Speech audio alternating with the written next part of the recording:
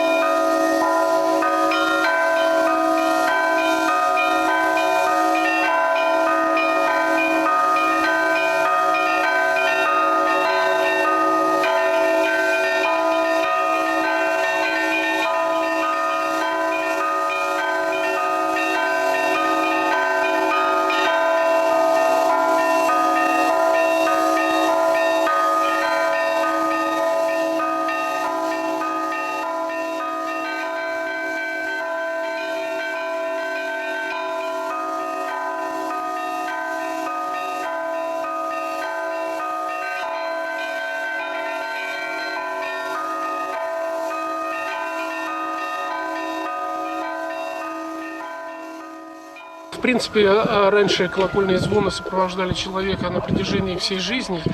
И было такое, скажем так, были такие мероприятия, как, допустим, если какое-то моровое поветрие, какая-то болезнь наступала, да, батюшки обязывали звонить в колокола, практически целодневные звоны. Вот. И здесь, конечно, нужно сказать, что в большинстве своем вот этот недуг побеждался. Можно говорить о каких-то там физических свойствах колокола. Там можно вспомнить, что, допустим, при ударе колокол крестообразно начинает вибрировать, но в основном это все происходит по Божьему промыслу. И даже там в свое время Сталин лояльно отнесся в конце войны, восстановили лавру Троицы Сергиевой и возобновили там колокольные звоны.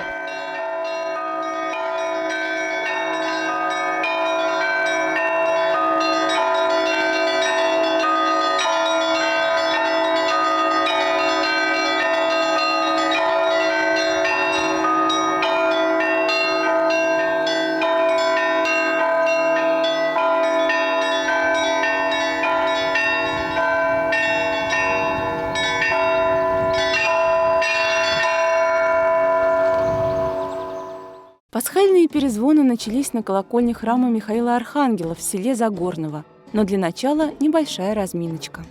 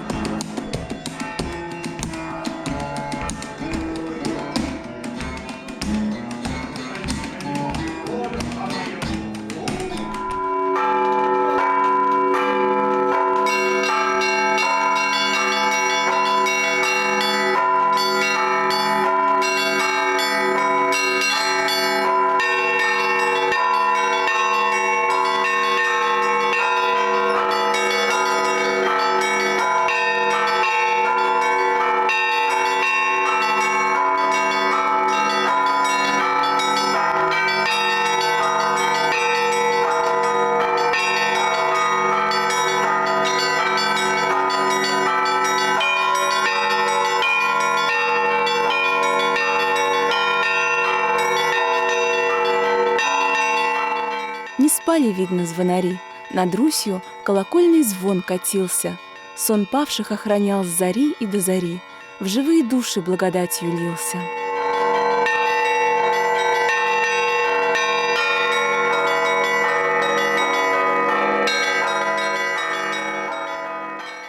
Цель колокольного звона, наша цель, чтобы каждый храм имел свой голос. И этот голос должен быть живым, не электронным, как модно стало в последнее время. В каждом храме должен быть живой, настоящий звонарь, который будет звонить во славу Божию. А у вас много участников вашей звонарной школы? В данном, вот популярно сейчас 15 человек учатся от 8 до 70 лет. И сразу могу сказать, обучиться может любой человек, даже не имеющий музыкального слуха. Важно чувство ритма. Если у вас есть чувство ритма, вы обязательно станете хорошим звонарем. Приходите учиться колокольным звонам. А есть какая-то градация между мужчиной и женщиной? Нет. Но я лично считаю, что женщины звонят более аккуратно, более как-то насыщенно. Они как-то свои мысли умеют доносить лучше. Хотя я могу и ошибаться, и другие звонари со мной могут поспорить.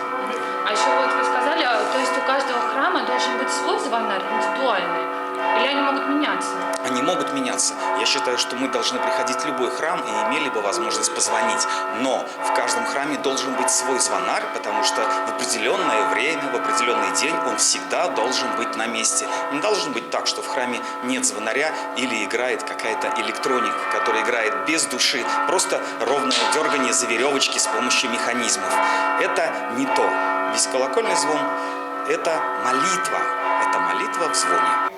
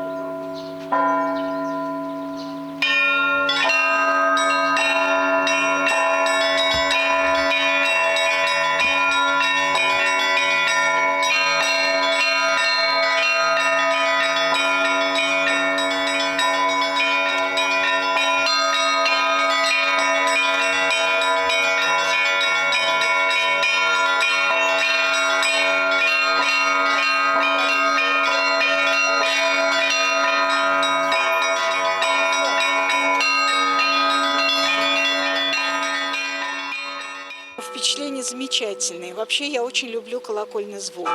Я была не на фестивале, а в Ярославле, в заповеднике. И там был концерт специальный для туристов, тоже колокольный вот такой звон. Очень замечательно, мне очень понравилось. Вообще я в восторге. А вы являетесь прихожанкой данного храма? Нет, Почему именно этот храм? А потому что здесь сейчас идет фестиваль. Я приехала с поселка Быково Раменского района. Специально с девочками мы приехали. Я собрала команду свою подруг, и мы сюда приехали. Здорово. А как вы считаете, вот раньше было поверье, что вот в деревнях, когда, например, холера, тоже играли в колокольные звоны, и что колокольный звон, он исцеляет, позитивный настрой дает. Верно ли? Да, я считаю, что это верно, и причем это научно доказано. Потому что при звоне колоколов идут звуковые волны, которые убивают инфекцию. И это на самом деле так и есть. Поэтому на Руси не было таких сильных эпидемий. Именно я считаю, что из-за колокольных звонов.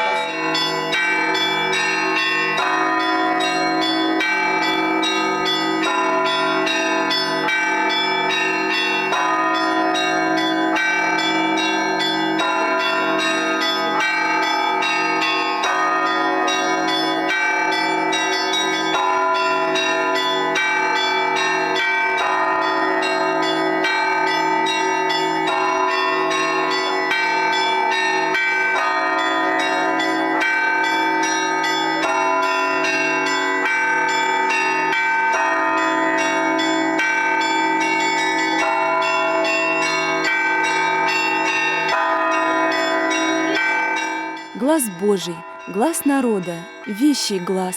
Так на Руси колокола тысячелетия звали. Они звонили в праздник и в недобрый час, и дело важного без них не начинали. В этом фестивале я участвую впервые, очень порадовало гостеприимство столицы и немножко охватывает такой трепет в том плане, что мы имеем возможность проповедовать колокольным звоном красоту нашей православной веры, и приходит столько много разного народу, и верующие, и неверующие, все нас благодарят, все под огромным впечатлением того, что происходит.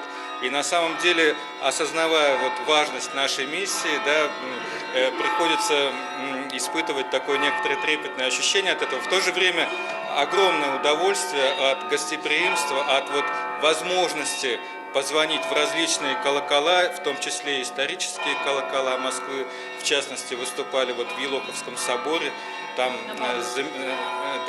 замечательно там все было, и в общем мы все под впечатлением, все вот насыщены такой огромной, вот скажем так, благодатью Божией, да, энергетикой, как еще это выразить по-разному можно, да, в том числе и все вот здесь собравшиеся, я думаю, разделяют мои чувства в этом плане. Ну, я где-то с детства научился звонить у одной монахини из Костромы, так как-то судьба пошла, я периодически так и звоню. Разных храмов в Костроме, в том числе приезжать сюда на фестиваль, чтобы опытных звонарей набраться опыта, привести что-то в Кострому, доработать и с новыми силами продолжать звонить. Скажите, вы в первый раз участвуете в данном фестивале? В данном фестивале участвую второй раз, вот второй год я приезжаю. А еще был какой-то опыт в других фестивалях? Ну, мы только делали местные фестивали, то есть в Костроме. Потому что звонарское дело, ну, не самое мое первое, потому что первое мое дело – это дирижер хора. Я являюсь дирижером 2 детских хоровых коллективов, и это все-таки моя работа уже первостепенна, а это уже, так сказать, для души. То есть у вас шикарный музыкальный слух. А еще вот скажите, звон, вот, когда вы на колокольне, он вам как-то в жизни помогает? Например, вот когда стресс, да, люди идут там спортом занимаются или музыку слушают, а вот... Ну, мне звонарское дело помогает, наверное, в моей же также хоровой работе, потому что вот у меня один из хоров, он даже назван «Благовест». То есть что-то объясняем, показываем на колоколах, как колокола звучат. То есть, допустим, одна партия поет так, это одна группа колоколов, другая партия поет так, это другая группа колоколов. То есть все применяемо. Расскажите, что нужно сделать, чтобы звон получился красным, как говорят, его красивым? Нужно радоваться, радоваться празднику. Вот и все. А еще есть такое поверье, что вот в деревнях раньше, например, при холере звонили в колокольный звон, и колокольный звон, он благодатный, помогает вылечиться от недугов, заряжает позитивным настроем. Так ли и это? Расскажите. Если честно, я считаю это мифом, но, кстати говоря, мы редко болеем. А как у вас настроение? Прекрасно.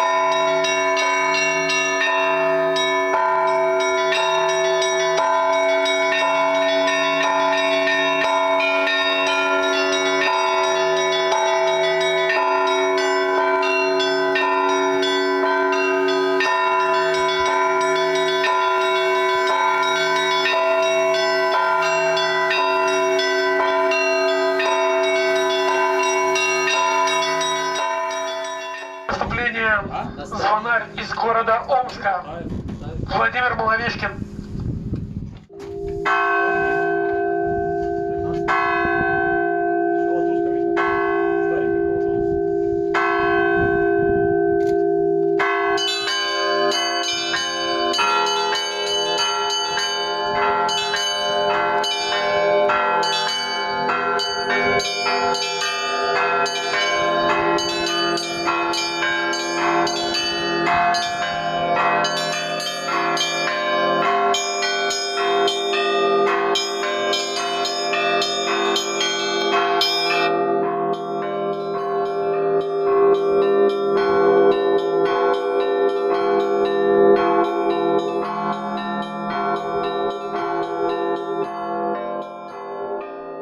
В селе Игумново гостей пасхального фестиваля встречал молодой звонарь Артем Замаруев. Сегодня у нас представлены звонари из из крупных городов России, таких как Самара, Волгоград, Рыбинск, Петрозаводск, Карелия, Владивосток. И также звонари из ближнего зарубежья. Есть у нас звонари из Белоруссии, из Риги, из Латвии. Всего официально у нас заявлено сегодня было 18 участников. И еще приехали звонари из разных городов Московской области, которые сегодня выступали вне конкурса. Вот. Ну, естественно, и мы, как местные звонари, тоже открывали программу. Вначале были 3 звона местных звонарей, и потом уже как раз выступали звонари вот, из городов России. Звонарь из Санкт-Петербурга Андрей Иванов.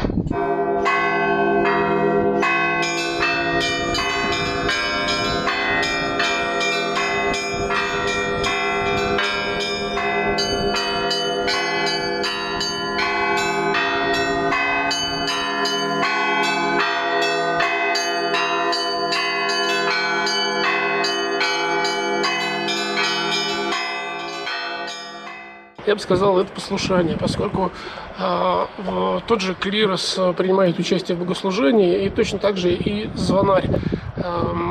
Он не только должен там начало и конец службы отзвонить, а есть внутри есть определенные важные моменты, которые отмечаются колокольным звоном. И вот, собственно, звонарь, он является церковнослужителем.